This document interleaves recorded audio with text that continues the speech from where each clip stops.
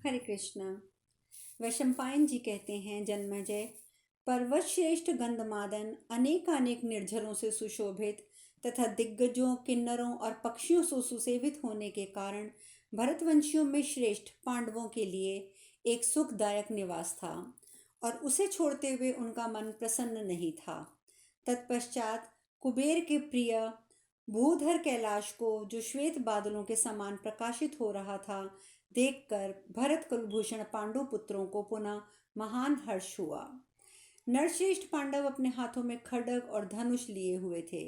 वे ऊंचाई, पर्वतों के सक्रिय स्थान, सिंहों की मादें, पर्वतीय नदियों को पार करने के लिए बने हुए पुल, बहुत से झरने और नीची भूमियों को जहाँ तहाँ देखते हुए तथा मृग, पक्षी एवं हाथियों से सेवित दूसरे दूसरे विशाल वनों का अवलोकन करते हुए विश्वासपूर्वक आगे बढ़ने लगे।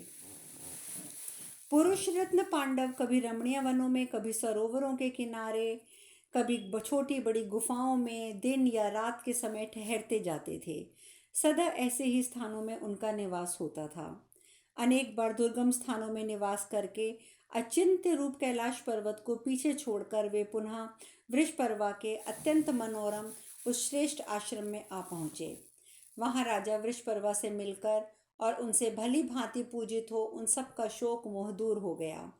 फिर उन्होंने वृषपर्वा से गंधमादन पर्वत पर अपने रहने के वृतांत का यथार्थ रूप से विस्तार पूर्वक वर्णन किया। उस पवित्र आश्रम में देवता और महर्षि निवास करते थे। वहाँ एक रात सुखपूर्वक रहकर वे वीर पांडव फिर विशालपुरी के बद्रिका तीर्थ आश्रम के लिए चल पड़े और वहाँ जाकर बड़े आनंद से रहे। तत्पश्चात वहां भगवान नर नारायण के क्षेत्र में आकर सभी महानुभाव पांडवों ने सुखपूर्वक निवास किया और शोक रहित हो कुबेर की उस प्रिय पुष्करणी का दर्शन किया, जिसका सेवन देवता और सिद्ध पुरुष किया करते थे। इसके बाद वे सारे नरवीर जिस मार्ग से आए थे क्रमशः उसी मार्ग से चल दिए। बद्रिकाश्रम में 1 मास तक सुखपूर्वक विहार करके उन्होंने किरात नरेश सुबाहु के राज्य की ओर प्रस्थान किया। कुलिंद के तुषार, दरद आदि धन धान्य से युक्त और प्रचुर रत्नों के संपन्न देशों को लांघते हुए हिमालय के दुर्गम स्थानों को पार करके उस नरवीरों के ने राजा सुबाहु का नगर देखा। राजा सुबाहु ने जब सुना कि मेरे राज्य में पांडु पुत्र पांडव गण पधारे हैं, तब वह बहुत प्रसन्न होकर नगर से बाहर आ गए और उनकी अगवानी की। फिर कुरुश्रेष्ठ युधिष्ठिर आदि ने भी बड़ा उनका बहुत आदर समादर किया। राजा सुबाहु से मिलकर वे विशोक आदि अपने सारथियों, इंद्रसेन आदि परिचारकों, अग्रगामी सेवकों तथा रसोइयों से भी मिले। वहां उन सब ने एक रात बड़े सुख से निवास किया। पांडवों ने अपने सारे सारथियों तथा रथों को साथ ले लिया और अनुचरों सहित घटोत्कच को विदा करके वहां से पर्वतराज को प्रस्थान किया, जहां यमुना का उद्गम स्थान था। झरनों से युक्त हिमराशि उस पर्वत रूपी पुरुष के लिए उत्तरीय का काम करती थी और उसका अरुण एवं श्वेत रंग का शिखर बाल सूर्य की किरणें पड़ने से सफेद एवं लाल पगड़ी के समान शोभा पाता था। उसके ऊपर विशाखयूप नामक वन में पहुंचकर नरवीर पांडवों ने उस समय निवास किया। वह विशाल वन चैत्ररथ वन के समान शोभायमान था। वहां सुअर, नाना प्रकार के मृग और पक्षी निवास करते थे। उन दिनों पांडवों का वहां हिंस्र जीवों को मारना ही प्रधान काम था। वहां वे 1 वर्ष तक बड़े सुख से विचरते रहे। उसी यात्रा में भीमसेन एक दिन पर्वत की कंदरा में भूख से पीड़ित एक अजगर के पास जा पहुंचे, जो अत्यंत बलवान होने के साथ साथ मृत्यु के समान भयानक था। उस समय उसकी अंतरात्मा विषाद एवं मोह से व्यथित हो उठी। उस अवसर पर धर्मात्माओं में श्रेष्ठ अत्यंत तेजस्वी युधिष्ठिर भीमसेन के लिए द्वीप की भांति अवलंबन हो गया।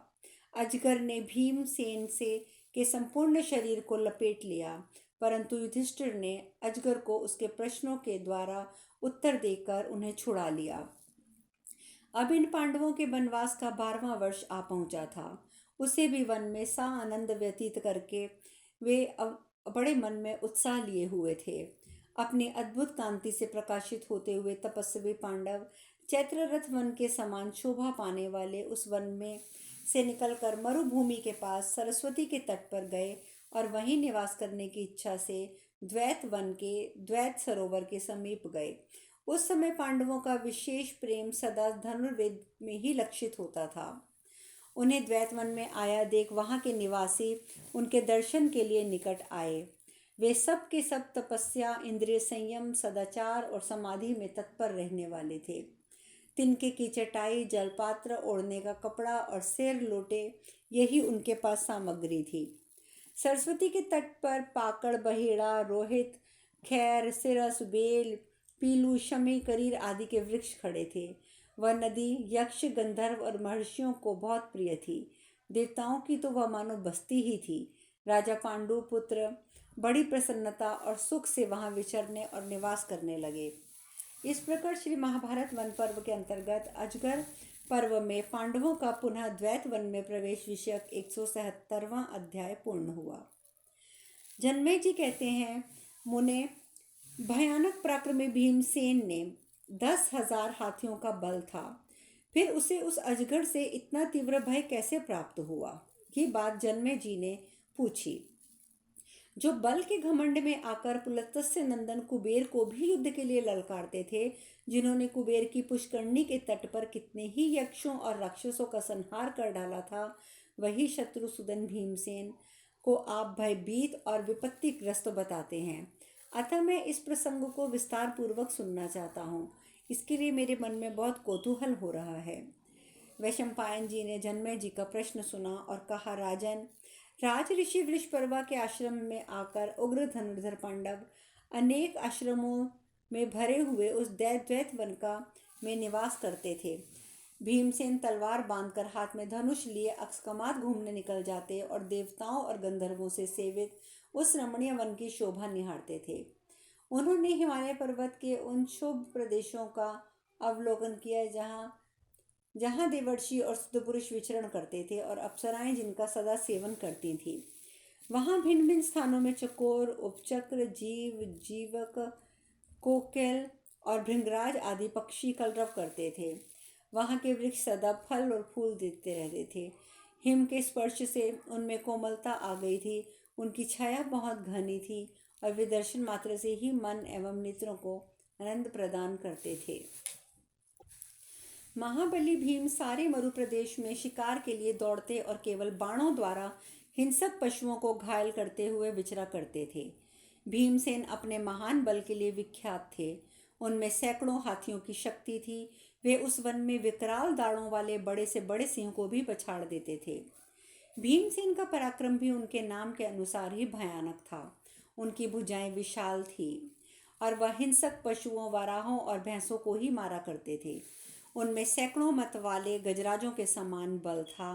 वह एक साथ 100 मनुष्यों का वेग रोक सकते थे। वे अपनी गर्जना से वन्य भूमि के प्रदेशों और समूचे वन को गुंजाते रहते थे। वे निर्भय होकर बार बार वेग पूर्वक कूदते, फांदते, टाल ठोकते और सिंहनाद और तालियां बजाते थे। वन में घूमते हुए भीमसेन का बल अभिमान दीर्घकाल से बहुत बड़ा हुआ था। उस समय उनकी सिंह गर्जना में के समान बलशाली गजराज और मृगराज भी भय से अपना स्थान छोड़कर भाग गए थे। वे कहीं दौड़ते, कहीं खड़े होते थे, कहीं बैठते थे और शिकार पाने की अभिलाषा से उस महाभयंकर वन में निर्भय विचरते थे। वे नरश्रेष्ठ महाबली भीम उस वन में वंचर भीलों की भांति विचार पैदा करते थे। तदंतर एक दिन की बात है। भीमसेन के सिंहनाद से भयभीत हो गुफाओं में रहने वाले सारे सर्प बड़े वेग से भागने लगे और भीमसेन धीरे धीरे उन्हीं का पीछा करने लगे।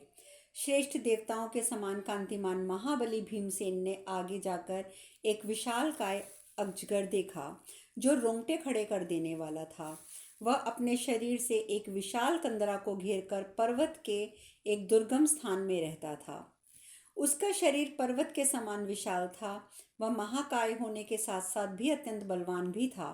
उसका शरीर अंग शारीरिक विचित्र चिन्हों से चिन्हित होने के कारण विचित्र दिखाई देता था।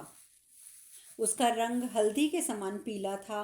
प्रकाशमान चारों दाढ़ों से युक्त उसका मुख गुफा सा जान पड़ता था। उसकी आंखें अत्यंत लाल थी और आग उगलती प्रतीत होती थी। वह बार बार अपने दोनों गलफेरों को चाट रहा था। कालांतक और तथा यम के समान समस्त प्राणियों को भयभीत करने वाला वह भयानक भुजंग अपने उच्छ्वास और सिंहनाद से दूसरों की भर्त्सना करता सा प्रतीत होता था। वह अजगर अत्यंत क्रोध में भरा हुआ था। मनुष्य को जकड़ने वाले उस सर्प ने सहसा भीमसेन के निकट पहुंचकर उनकी दोनों बाहों को बलपूर्वक जकड़ लिया। उस समय भीमसेन के शरीर का उससे स्पर्श होते ही वह भीमसेन सहसा अचेत हो गए। ऐसा इसलिए हुआ कि उस सर्प को ऐसा वरदान मिला था। 10,000 गजराज जितना बल धारण करते हैं उतना ही बल भीमसेन की भुजाओं में था। उनके बल की कहीं कोई समता नहीं थी। ऐसे तेजस्वी भीम भी उस अजगर के वश में पड़ गए। वे धीरे धीरे छटपटाते रहे, परंतु छूटने की अधिक चेष्टा करने में वे सफल न हो सके। उनकी प्राण शक्ति 10 सहस्त्र हाथियों के समान थी। दोनों कंधे सिंह के कंधों के समान थे और भुजाएं बहुत बड़ी थी।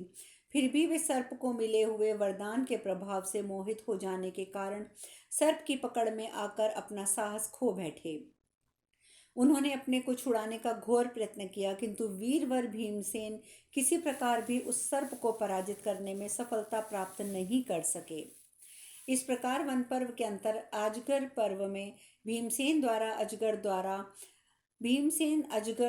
द्वारा ग्रहण संबंधी 178वां अध्याय पूर्ण हुआ।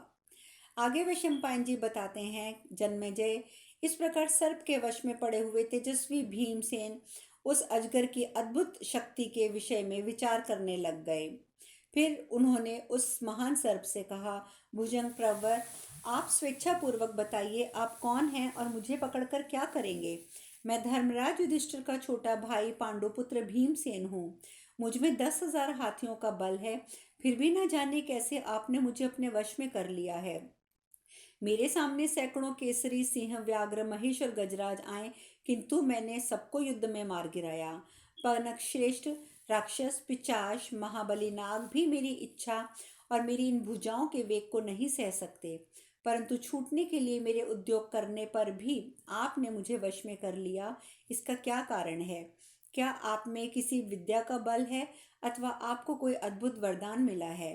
नागराज, आज मेरी बुद्धि से यही सिद्धांत स्थिर हो रहा है कि मनुष्यों का पराक्रम झूठा है, जैसा कि इस समय आपने मेरे इस महान बल को कुंठित कर दिया है। वैशंपायन जी कहते हैं, जन्मेजय, ऐसी बातें करने वाले वीरवर भीमसेन को जो अनायास ही महान पराक्रम कर दिखाने वाले थे, उस अजगर ने अपने विशाल शरीर से जकड़कर चारों ओर से लपेट लिया। तब इस प्रकार महाबाहु भीमसेन को अपने वश में करके उस भुजंग ने उनकी दोनों भुजाओं को छोड़ दिया और कहा, महाबाहो, मैं दीर्घ काल से भूखा बैठा था। आज सौभाग्यवश देवताओं ने तुम्हें ही मेरे लिए भोजन के रूप में भेज दिया है। सभी देहधारियों को अपने अपने प्राण प्रिय होते हैं। शत्रुदमन, जिस प्रकार मुझे यह सर्प का शरीर प्राप्त हुआ है, वह आज अवश्य तुमसे बतलाना है। सज्जन शिरोमणि, तुम ध्यान देकर सुनो। मैं मनीषी महात्माओं के कोपों से इस दुर्दशा को प्राप्त हुआ हूँ और इस शाप के निवारण की प्रतीक्षा करते हुए यहाँ रहता हूँ। शपथ का क्या कारण है वह भी कहता हूँ, सुनो। मैं राजऋषि नहुष हूँ। अवश्य ही ये मेरा नाम तुम्हारे कानों में पड़ा होगा। मैं तुम्हारे पूर्वजों का भी पूर्वज हूँ। महाराज आयु का वंश प्रवर्तक पुत्र हूँ। मैं ब्राह्मणों का अनादर करके महर्षि अगस्त्य के शाप से इस अवस्था को प्राप्त हुआ हूँ। मेरे इस दुर्भाग्य को अपनी आँखों से देख लो। तुम यद्यपि अवध्य हो, क्योंकि मेरे ही वंशज हो, देखने में अत्यंत प्रिय लगते हो, तथापि आज तुम्हें अपना आहार बनाऊंगा। देखो विधाता का ये कैसा विधान है। नरश्रेष्ठ, दिन के छठे भाग में कोई भैंसा अथवा हाथी ही क्यों ना हो, मेरी पकड़ में आ जाने पर किसी तरह छूट नहीं सकता। कौरव श्रेष्ठ, तुम तिर्यक योनि में पड़े हुए किसी साधारण सर्प की पकड़ में नहीं आए हो, किंतु मुझे ऐसा वरदान मिला है, इसीलिए मैंने तुम्हें पकड़ लिया है। जब मैं इंद्र के सिंहासन से भ्रष्ट हो शीघ्रतापूर्वक श्रेष्ठ विमान से नीचे गिरने लगा, उस समय मैंने मुनि श्रेष्ठ भगवान अगस्त्य से प्रार्थना की थी कि प्रभु मेरे शाप का अंत नियत कर दीजिए। उस समय उन तेजस्वी महर्षि ने दया से द्रवित होकर मुझसे कहा, राजन, कुछ काल के पश्चात तुम इस शाप से मुक्त हो जाओगे।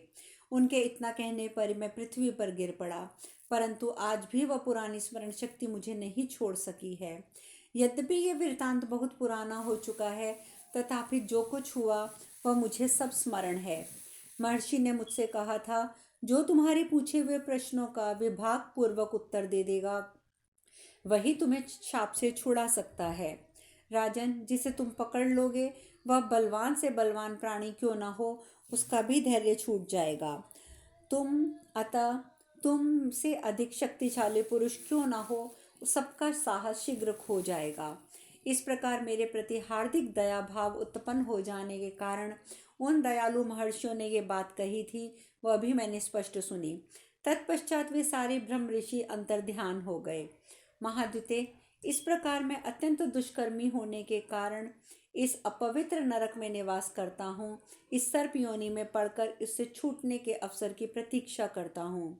तब महाबाहु भीम ने अजगर से कहा, महासर्प, मैं तो आप पर क्रोध करता हूँ, और ना ही मैं आप पर क्रोध कर रहा हूँ, ना ही मैं आपकी निंदा करता हूँ, क्योंकि मनुष्य सुख दुख की प्राप्ति अथवा निवृत्ति में कभी असमर्थ होता है, कभी समर्थ। अतः किसी भी दशा में अपने मन की ग्लानि नहीं आने देनी चाहिए। कौन ऐसा मनुष्य है जो पुरुषार्थ के बल से दैव को वंचित कर सके? मैं तो दैव को ही बड़ा मानता हूँ, पुरुषार्थ व्यर्थ है। देखिए, दैव के आघात से आज मैं अकारण ही यहाँ इस दशा को प्राप्त हो गया हूँ। नहीं तो मुझे अपने बाहुबल का बड़ा भरोसा था, परंतु आज मैं अपने मृत्यु के लिए उतना शोक नहीं करता हूँ जितना कि राज्य से वंचित हो वन में पड़े हुए अपने भाइयों के लिए मुझे शोक हो रहा है।